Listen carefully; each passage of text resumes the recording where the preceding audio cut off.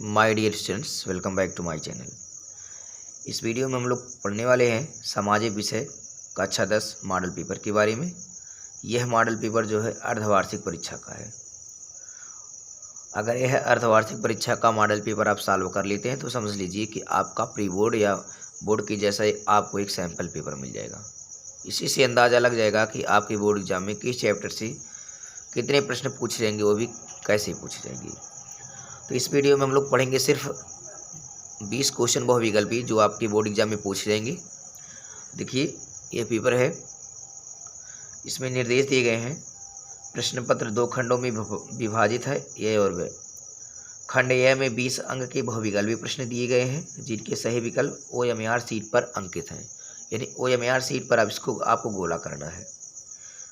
फिर अभी आगे आप लोग ऐसे पढ़िए, आगे फिर हम आपको जो है OMR सीट कैसे भरा जाता है उस पर हम वीडियो बना देंगे, आप लोग वहाँ से सीख लीजिएगा। प्रत्येक प्रश्न के सम्मुख निर्धारित अंक निर्धारित है, ठीक है। और 20 नंबर के बहुविकल्पी प्रश्न होंगे और 50 नंबर के वर्णनात्मक प्रश्न देखने को मिलेंगे। तो चलिए देखते हैं हम लोग, पहला प्रश्न स्टार्ट करते हैं। तो पहला प्रश्न है, नेपोलियन का संबंध किस देश से था? जर्मनी, इटली, फ्रांस और इंग्लैंड। जो नेपोलियन का संबंध था वो फ्रांस से था। आपको पता भी होना चाहिए।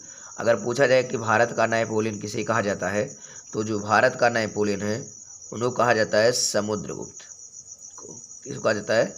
समुद्रगुप्त। अगर भारत का नेपोलियन की बात आता है तो समुद्रगुप्त को बोलेंगे। एक प्रश्न यहाँ से भी बन सकता है। अगला है, फ्रांस की क्रांति कब हुई थी? 1688 ईस्वी, 1789 ईस्वी, 1914 ईस्वी, 1939 ईस्वी। तो फ्रांस की क्रांति 1789 ईस्वी में हुई थी। यह बहुत ही इंपॉर्टेंट क्वेश्चन है। नेपोलियन का संबंध फ्रांस की क्रांति, यह एग्जाम में आ सकता है, संभावनाएं प्रबल हैं इसकी। फिर आता है, भारतीय राष्ट्रीय कांग्रेस की स्थापना कब हुई? भारतीय राष्ट्रीय कांग्रेस की स्थापना A.O. ह्यूम ने किया था। और कब किया था आपको पता होना चाहिए। 1885, 1904, 1857, 1855। तो भारतीय राष्ट्रीय कांग्रेस की स्थापना हुई थी 1885 में। आप सन याद कर लें, ये था 28 दिसंबर। क्या था? 28 दिसंबर 1885। आप A.O. ह्यूम लिख सकते हैं, A.O. ह्यूम। अब देखिए, वंदे मातरम गीत के रचयिता आपको तो पता होगा, वंदे मातरम आप लोग करते भी हैं।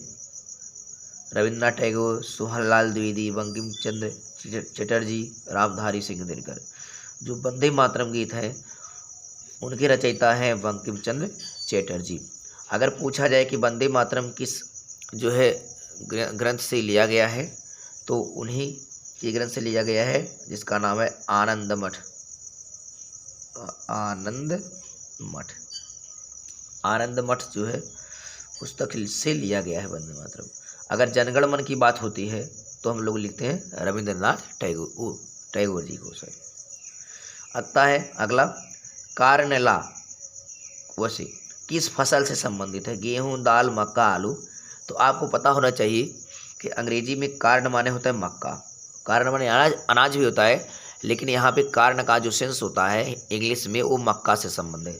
इसलिए कार्नला ये कानून था फसल के लिए। वो किस कानून, इस पर प्रतिबंध भी लगा था, गेहूं, दाल, मक्का, आलू। तो यहाँ पे जो कारण की बात आएगी वो मक्का से आपको देखना होगा।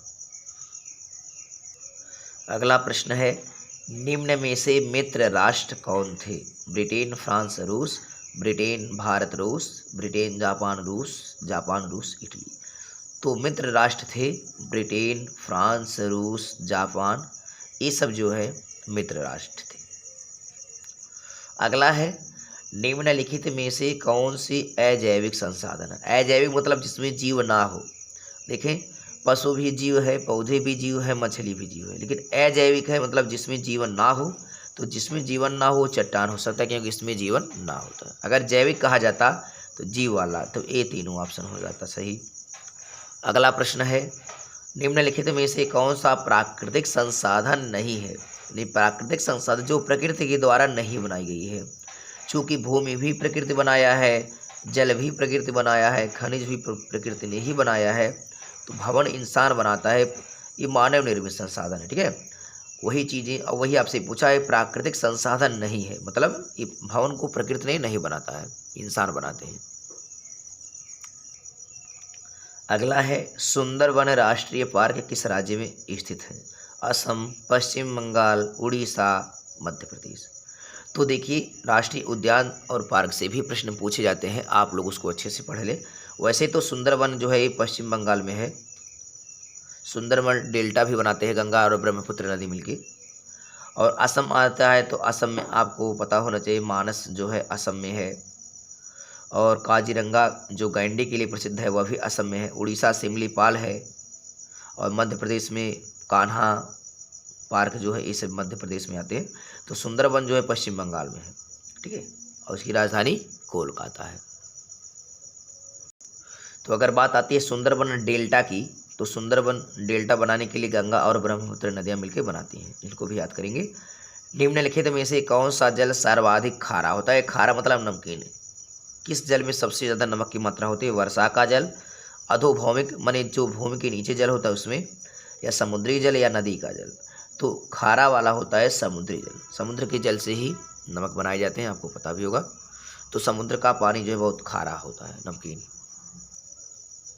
अगला प्रश्न देखते हैं, हीराकुंड परियोजना। हीराकुंड बांध पर जो है हीराकुंड परियोजना बनाए गए हैं। तो हीराकुंड परियोजना किस नदी पर है? रिहंद पर, दामोदर पर, महानदी, कृष्णा। तो हीराकुंड जो बांध है वो महानदी पर बनाए गए हैं। और हीराकुंड जो है बांध उड़ीसा में है। कहाँ पे है? उड़ीसा में और महानदी पर। इस चीज़ को ध्यान देंगे, उड़ीसा में। भाखड़ा नांगल बांध जो है पंजाब में है, इस चीज़ को ध्यान देंगे आप। अगला है, इनमें से कौन सी रबी की फसल है? रबी की फसल वो फसल होती है जो ठंडी के मौसम में बोई जाती है, यानी अक्टूबर नवंबर में बोई जाने वाली फसलें ठंडक के मौसम में। तो चावल तो ठंडक के मौसम में तो बोई नहीं जाती है, मोटे अनाज, कपास। लेकिन ठंडी के मौसम में जो है अक्टूबर नवंबर में चना बोया जाता है, सरसों, गेहूँ, यही सब जो है रबी की फसल है जो ठंडी में बोई जाती है। अगला है, निम्नलिखित में से किस प्रदेश में गेहूँ सर्वाधिक पैदा होता है? पंजाब, राजस्थान, बिहार, उत्तर प्रदेश। तो गेहूं के मामले में सबसे ज़्यादा है हमारा उत्तर प्रदेश, उसके बाद फिर पंजाब बाद में पड़ता है। अगला है, ज़्यादातर सिंहली भाषा के लोग किस धर्म को मानते हैं? तो जो सिंहली भाषा होती है ये कहाँ बोली जाती है, इसको भी आपको पता होना चाहिए। सिंहली भाषा जो बोली जाती है वो श्रीलंका में बोली जाती है। ठीक है, वहाँ का लोकल भाषा है, स्थानीय भाषा श्रीलंका की। और श्रीलंका के लोग किस धर्म को मानते थे? बौद्ध, हिंदू, मुस्लिम, ईसाई। तो आपको आंसर होना चाहिए बौद्ध। ज़्यादातर बौद्धों को मानते थे, उसके बाद सब तो फिर ईसाई को। लेकिन अगर पूछा जाए सिंहली भाषा के लोग किस धर्म को मानते थे, तो आप बताएंगे बौद्ध धर्म को। देखिए, बेल्जियम, ब्रुसेल्स इसकी राजधानी है, ब्रुसेल्स से बेल्जियम। बेल्जियम कहाँ है? Africa, Asia, Australia, Europe. तो उत्तरी पश्चिमी यूरोप में जो है ये बेल्जियम स्थित है। ये नाटो का संग्रहालय भी है, मुख्यालय भी है। ठीक, नाटो का मुख्यालय ब्रुसेल्स, बेल्जियम, आप पढ़े होंगे। यह है उत्तरी पश्चिमी यूरोप में। अगला है, भारत में कुल कितने संघीय राज्य हैं? 27, 28, 30, 32। तो इस समय भारत में जो 28 संघीय राज्य हैं और 8 इसके केंद्र शासित प्रदेश भी हैं। तो 28 और 8 याद कर लेंगे। अगला प्रश्न है, विश्व विकास रिपोर्ट कौन प्रकाशित करता है? मुद्रा बैंक, विश्व बैंक, सहकारी बैंक, एशिया बैंक। तो जो विश्व विकास रिपोर्ट है, वर्ल्ड डेवलपमेंट रिपोर्ट जो है जिसको कहते हैं, वह प्रकाशित करता है। सबसे बड़ा जो बैंक है वो विश्व बैंक है। ठीक है, वही रिपोर्ट जारी करता है। भारत के किस राज्य में साक्षरता दर सबसे अधिक? आपको पता होगा कि भारत में सबसे ज़्यादा लोग साक्षर किस राज्य के होते हैं? केरल है, बिहार है, उत्तर प्रदेश, पंजाब। तो साक्षरता दर जो सबसे ज़्यादा होता है वो केरल का होता है। और केरल में आपको पता होना चाहिए कि केरल में नारियल, काजू, मसाले, रबर, इनका ज़्यादा वहाँ पे उत्पादन होता है। और केरल की भाषा क्या है? मलयालम है। अगला है 19वां, सार्वजनिक और निजी क्षेत्र किस आधार पर विभाजित है? रोजगार की शर्तों पर, आर्थिक गतिविधि के स्वभाव, उद्यमों के स्वामित्व, उद्यम में नियोजित श्रमिकों की संख्या। तो जो सार्वजनिक और निजी क्षेत्र होता है वह उद्यमों के स्वामित्व पर निर्भर होता है। उद्यम माने होता है रोजगार पर। ठीक है। अगला है, भारत में कौन सा बैंक नोट जारी करता है? State bank of India, Punjab national bank, reserve bank of India, NABARD bank. तो भारत में जो नोट जारी करने का काम करता है वो आरबीआई करता है, रिजर्व बैंक ऑफ इंडिया। इसको बैंकों का बैंक भी कहा जाता है। ये भी पूछा जाता है कि बैंकों का बैंक किसे कहा जाता है, तो रिजर्व बैंक ऑफ इंडिया को बैंकों का बैंक कहा जाता है। अगर पूछा जाए इसकी स्थापना, तो रिजर्व बैंक की स्थापना हुई थी 1 अप्रैल 1935 में। 1935 में इसकी स्थापना हुई थी। लेकिन अगर एसबीआई की बात करें तो एसबीआई जो है 1 जुलाई 1955, 1 जुलाई 1955। यह आपके लिए इम्पोर्टेंट है क्योंकि दोनों ही बहुत इम्पोर्टेंट क्वेश्चन है। तो इस तरह से जो है हमने इस वीडियो में समाज विषय के 20 इम्पोर्टेंट क्वेश्चन को सॉल्व करवाया। आई होप ये वीडियो आपको समझ में आया होगा। अगर ये वीडियो आपको समझ में आए तो उसको लाइक, शेयर और कमेंट करें, और कमेंट के माध्यम से बताएं कि आपको वीडियो कैसा लगा। इसी तरह का लेटेस्ट वीडियो पाने के लिए चैनल को सब्सक्राइब कर दें और बेल आइकन्स को भी प्रेस कर दें, ताकि आने वाली हर वीडियो की नोटिफिकेशन आपको समय से मिलती रहे। और सभी से की मॉडल पेपर को देखने के लिए चैनल पे आप जाके देख सकते हैं। उसमें हमने प्लेलिस्ट के माध्यम से बनाए सभी विषय के मॉडल पेपर, वहाँ से आप जाके देख सकते हैं। तब तक के लिए take care, thank you, good bye.